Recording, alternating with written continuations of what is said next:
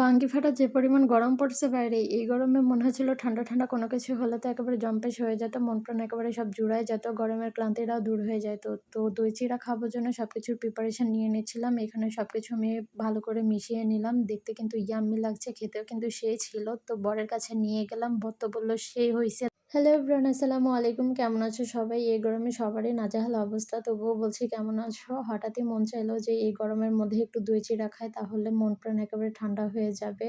ফার্স্টে চিড়াটাকে ভালো করে পরিষ্কার করে নিতে হবে। কারণ চিড়ার মধ্যে অনেক ধুলাবালি থেকে থাকে। তো ২-৩ বার ভালো করে পরিষ্কার করে নিলে ধুলাবালিগুলো ক্লিন হয়ে যাবে। তারপরে চিড়ার মধ্যে কিছু পানি দিয়ে এটা ভিজিয়ে রাখতে হবে কিছু সময়ের জন্য। ভিজিয়ে রাখার ফলে দেখা যাবে যে চিড়াগুলো একদম ফুলে উঠেছে।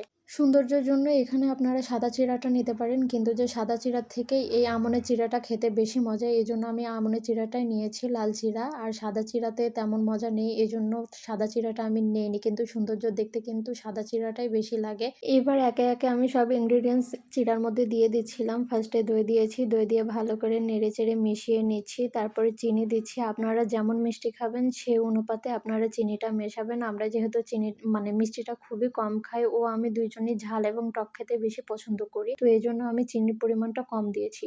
তারপরে এর মধ্যে খেজুর নিয়ে নিয়েছি। খেজুরটাও ভালোভাবে মিশিয়ে নিলাম। খেজুরের বিচিটা আগে আলাদা করে ফেলে দিয়েছি। তারপরে এর মধ্যে দিয়ে দিলাম দুধ। তো দুধ দিয়ে ভালো করে মেশাতে হবে। কিছু সময়ের জন্য এটা যদি আবার ভিজিয়ে রাখা যায় তবে কিন্তু ভালো হয়। চিনিটা ভালোভাবে একদম গলে যায়। তো আমার বাসায় একটা কলাই ছিল, যার কারণে আমি একটা কলাই দিয়েছি। এখানে কলার পরিমাণটা খুবই কম হয়েছে। আপনারা যেমন খাবেন তেমনটা দিয়ে নিতে পারেন। এরপরে আমি বরের কাছে নিয়ে গেলাম। কোনো কিছু বানিয়ে যদি ফার্স্টে ওরে দিয়ে ট্রাই করানো যায়, তো ও যখন বলে যে খুব মজা হয়েছে তখন অনেক ভালো লাগে।